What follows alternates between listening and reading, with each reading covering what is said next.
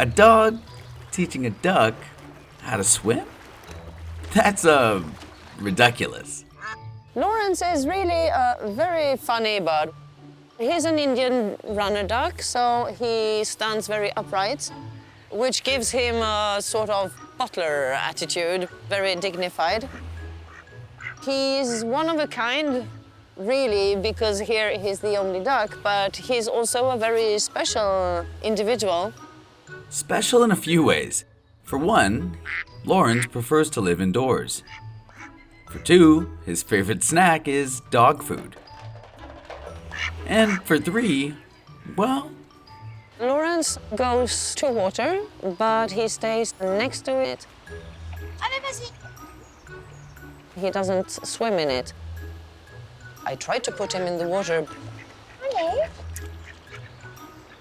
Allez, vas-y. But he reacted as if I was trying to drown him. Okay. But before we start to question the dude's duckiness, let's rewind the tape. A life alone was never Lorenz's choice. His mom actually rejected his egg. So the day he hatched, instead of having the warmth of a mother's love... He was born under a lamp, in fact. When he was little, he kind of liked to be in my lap and to be stroked. That a mom to show him the ropes or teach him how to swim, I mean, it's understandable. He just never really learned to duck. Desperate for companionship, he tried to partner up with a few different neighbors. A sheep, a rooster, some cats, some dogs. But none of them were really digging his vibe. Cléo, doucement. Geneviève thought her duck might be destined for a life of confusion and letdowns. And then, he started paying attention to her 7-year-old Labrador, Helios. Lorenz started following Helios everywhere. It's a quite odd friendship. Helios doesn't really bother about Lorenz.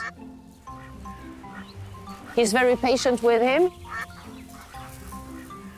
He's followed all day long. It's a one-way friendship.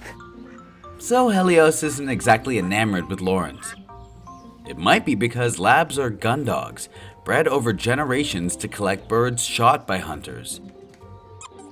Maybe Helios just doesn't understand what to do with a live duck. And maybe that's just the opening Lorenz needs. 'Cause this ducky follows that doggy literally everywhere. Helios happens to love water, which got Geneviève thinking, might Lorenz follow the object of his affection far enough to face his deepest fears? It was a nice idea, but Lorenz wasn't with it. And then one day, I threw a stick to Helios, and he ran in the water as usual. Lorenz just followed. holy duck, the boy can swim. And hey, not only that, in the process of overcoming his fears, the duck and the dog have come up with their own halftime performance. Usually when I throw sticks to Helios, when he turns back, Lorenz climbs on his back, holds on to his ear, and surfs all the way back to the shore. It's a special sport they've invented together. Lorenz stays on his back all the time. He just seems to steer him. He hangs on to his ear, not to fall down because it's a bit slippery. What a dazzling display. And to think, had Lorenz grown up like any other duck, the world might never have known these two species could hang, in the water no less. If Lorenz had been brought up by a duck mother, she would probably have taught him to be afraid of dogs. I think that Lorenz sees him as his friend, really. Vas-y. A friend. Someone to follow, to learn from, who helps you feel stronger and throws you on their back when you need a lift. cheers to friends. A pair of Dalmatians and a zebra. Wait, but how and where does that kind of thing happen? At the Free to Be Wild Rehab Center in Zimbabwe, where baby orphaned animals are rescued and given a second chance at life. Let's start with the spotted sisters, Indigo and Bindi. This is Indigo. She's got one blue eye, or an indigo-colored eye, and her sister Bindi. Indigo is really sassy, yeah, she's a real madam. And Bindi is the gentle, friendly giant of the two. They were rescue puppies from a puppy mill. Their mum, we believe, was forced to breed over 170 puppies. I'd say that was to make money purely out of the fact that they're Dalmatians. And here we thought 101 was excessive. Centuries of intensive breeding to create that distinctive spotty coat has led to an unfortunate genetic condition that affects almost a third of all Dalmatians, hearing loss. This is Indigo here, and she can't hear anything. Hello? Hello. She's stone deaf, and her sister is half deaf. A life without nature's sweet soundtrack sounds rough, but not to worry, Joe has his ears perked. They'll be by his side for life, which isn't the case for most of the animals who pass through here, like their black and white striped best mate, City Boy, the zebra. About a year or so ago, this beautiful bud was found wandering the bush alone after his mother had been killed by lions. He was only a few days old when some kind folks found him and called Joe for help. For us, there was no option. They phoned us and they said, would you help with City Boy? So we don't really think about it. We just say, absolutely. We get in the car and we go there and we grab him. He was only about yay high and so big in the beginning. City Boy and the sisters quickly struck up a friendship and filled their days with running and playing. They must have found something special in common. Either that or they just dig each other's fashion sense. I don't know what you call them, a herd or a pack, but Spots and Stripes, they really, really enjoy each other. I don't think there's anyone else that we could take with City Boy on a walk like this. Fun fact, Dalmatians were originally bred to accompany horse-drawn carriages in 18th century Britain, where speed, stamina, and calmness around horses were the main requirements. So it's no surprise that their skills play well with a zebra, too. With the help of the pups, City Boy's gaining some confidence, which will one day lead to his independence. Eventually, he'll roam free in a 17,000-acre private reserve, maintained by Joe's family. The more time he can spend in the wild, the more acclimatized he'll become to the wild and the easier the transition will be for him. The more time they spend in their natural environment, the better. Full stop, without doubt. Same for all animals. Speaking of all animals, turns out the Dalmatians have a way with more than just zebras. The latest orphan that came in was a baby common duiker. They said it was found in the bush. Often that's the case. They say it was found, but 9 times out of 10, the mother's been hunted, and then the people feel bad when they do find the orphan. Many rescued orphans die of stress.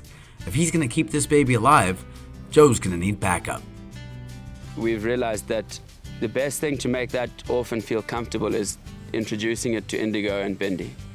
They really seem to settle it down. If you can get them to relax and try and interact with another species that's already living there and settled there, I really believe that animals can pick up on that vibe. The confused little one thinks Bindi might have some milk on hand. Here's my bottle. Nope, only love. It's all good. Joe's got a bottle. I don't think we've had one orphan that's taken badly to them. We've got other dogs and we can't do it with other dogs. We only use these 2 dogs. If you see the Dalmatians interacting with the orphans, you can see the maternal instinct coming out in them.